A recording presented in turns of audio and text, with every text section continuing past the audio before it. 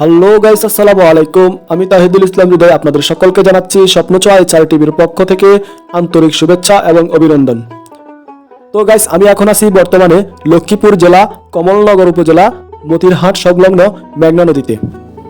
আজকে মেঘনা নদীতে আসার মূল কারণ হলো আমরা প্রায় টাইমে মতিরহাট নদী দেখতে আসি এবং নদী যখন দেখতে আসি তখন আমরা নদীর মাঝখানে একটি চর কিংবা দ্বীপ, আপনারা যেটা বলেন না কেন, আমরা দেখতে পাই। তো আমার মাঝে মাঝে ভাবতাম যদি আমি ওইখানে একবার যেতে পারতাম।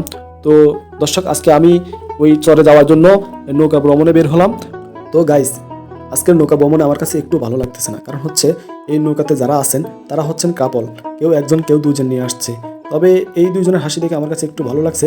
তারপর আমি এদের ভয়ে একদম নৌকার মাথায় উঠে বসে আছি, আস্তে আস্তে ক্যামেরাটা বাইর করে ভিডিও করার চেষ্টা করতেছি।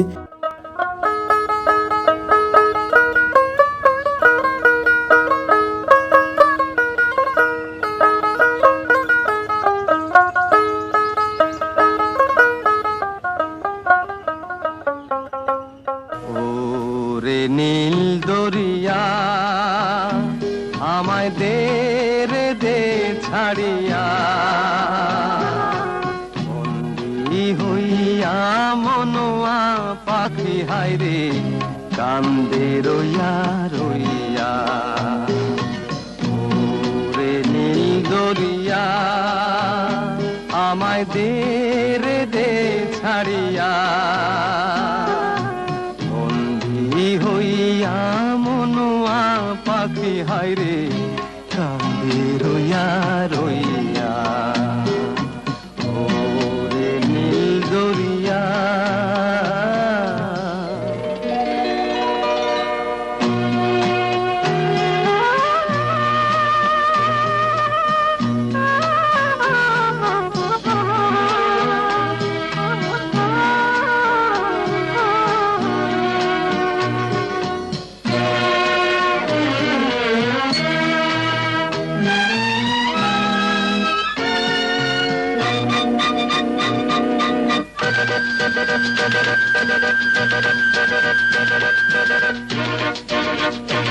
তো গাইস, আমি এখন চরে চলে আসছি, আপনাদেরকে চরটা একটু দেখানোর চেষ্টা করি, বাকিটা পরে আস্তে আস্তে দেখাবো। আপনারা সবাই সাথে থাকুন, ভিডিওটি সম্পূর্ণ দেখুন।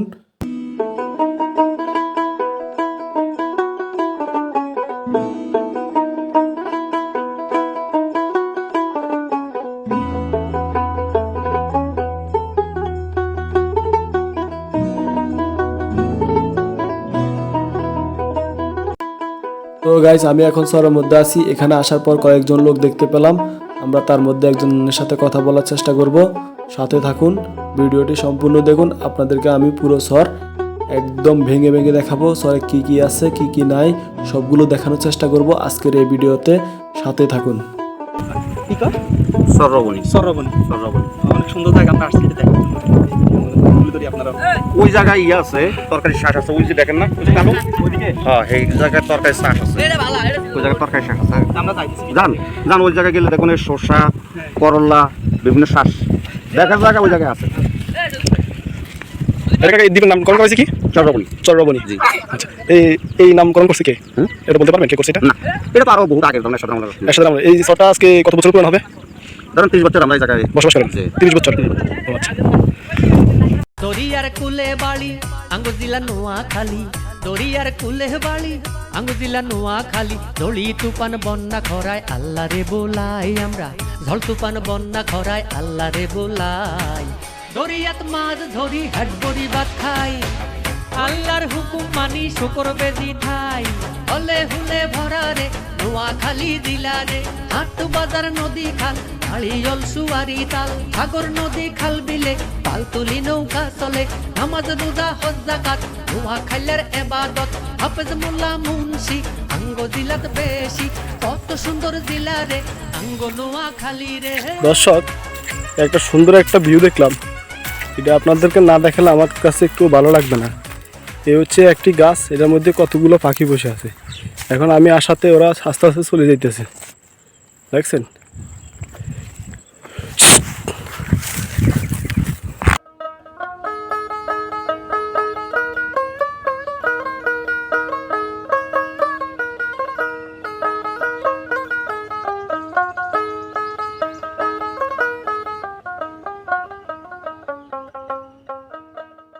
পাইছে বেড়া আমি তো একটা এখন বিশাল এক সরবতি চলে আইছি ওই সরবতি আয় হঠাৎ কিছু ঢোকে হয় না কোনান দিয়ে আইছি কোনান দিয়ে আমার নিজে করতে পারি না বুঝলি ওয়ান এই হটের মধ্যে যাই সাইড না আইসি এদিকে মানুষের বসবাস কেমন কে কিভাবে চলাফেরা করে কার জীবিকা কোথায় এরা এই জীবিকা কোথা থেকে পায় এদের উৎপাদনের মূল উৎস কি আমি এখানে আসলাম এগুলো দেখতেছি অনেক কিন্তু ঘুরতে ঘুরতে পাইছে বাড়িতে হতা জ্বালাইছি কোন হাঁকে দিয়ে আইসি কোনান দিয়ে যাই আমি কইতে মারিনি বুঝলি ভাই ভাই আপনারা মনে করেন এত বড় সবজি খেত এগুলো কারা দেখাশোনা করে কিভাবে কি হয় এখান থেকে কি চলে নেয় না এরপরে অনেক আইতে আইতে দেখলাম এই যে বাইরে আছে এই দেখেন আপনাদের দেখাবো এই এত বড় সবজি খেত কারা চাষাবাদ করে এবং এগুলো কারা দেখাশোনা করে কিভাবে কি উৎপাদন করে আজকে আপনাদেরকে দেখাবো প্রথমে চলে যাচ্ছি একদম মুরব্বীর কাছে সালাম আলাইকুম ভালো আছেন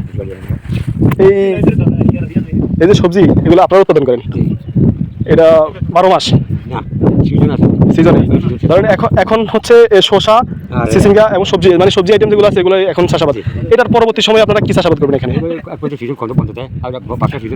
বর্ষার সিজনে এগুলো কি ডুবানো থাকে এখানে পানি থাকে ও তো দর্শক আপনাদেরকে তো শোনালাম যে এখানকার পরিস্থিতি কি মূলত হচ্ছে এখানে আপনার হচ্ছে 12 মাস ফসল উৎপাদন করা যায় না এখানে বছরে একবার উৎপাদন করা যায় তাও হচ্ছে বর্ষার মৌসুম শেষ হওয়ার পরে ওনারা এখানকার এই ফসলগুলো চাষাবাদ করে তো কাকা আপনার সাথে তো কথা বললাম আপনার নামটা একটু জানতে পারি নিজাম জি কাকা একটা হাই দিয়ে দেন কাকা এমনি টাটা দিয়ে দেন একটা সকলকে বিদায় দিয়ে দেন আল্লাহ হাফেজ এই হচ্ছে বাইরের বসবাসের স্থান তারা খাওয়া দাওয়া করতেছে বাইরে অনেক মজার ওরা আসার পরে এখানে অনেক মজা করতেছে এই তো বাইরে আছে এখানে খাওয়া দাওয়া করতেছে এক সময় ভাই ওই লোকের তো কিছু সাক্ষাৎ ওই জন্য মাথা কলা লইছে মাথা লইছে মাথা লইছে আচ্ছা সমস্যা নাই ভাই এই তরকারি সব মাছের সাথে খাটে মূলা তরকারি মানুষের সাথেও মিলে মনে করেন মাছের সাথেও মিলে কোনো আচ্ছা এটা তো তাইলে আপনার মতো শরম নাই না ঠিক আছে ভাই অনেক মজার তরকারি মজা সে স্বাদ না সেই স্বাদ আচ্ছা আসসালামু আলাইকুম জামশেদ ভাই আমি চলে আসছি কোথায় দেখছেন আপনি তো এই জায়গায় আসতে পারবেন না পারবেন না ভাই সাহেব আমি আসছি এমন একটা দ্বীপের মধ্যে এই দ্বীপের মধ্যে সব পাউন যা এখানকার মানুষ বাজার যাইয়া তরকারি কিনতে হয় না বুঝছেন এই হচ্ছে সবজি খেত ঠিক আছে এখানে নানান ধরনের সবজি আছে বুঝছেন তাদের প্রয়োজনীয় তারা সব সবজি এখানে চাষ করে রাখছে এখান থেকে তারা বাজারজাত করে বুঝছেন দেশের বিভিন্ন স্থানে এখান থেকে তারা রপ্তানি করে তারা আর্নিং করে এখান থেকে তাদের এখানকার যে বাসিন্দা আছে তাদের জীবিকা অর্জনের মূল উৎস হচ্ছে চাষাবাদ ওনারা এখানে চাষাবাদ করে নিজের জীবিকা অর্জন করে প্লাস বিভিন্ন জায়গায় এগুলা পণ্য রপ্তানি করে এই কাঁচামালগুলা সব জায়গায় রপ্তানি করে এবং এটা হচ্ছে তাদের মূল আর্নিংয়ের একটি উৎস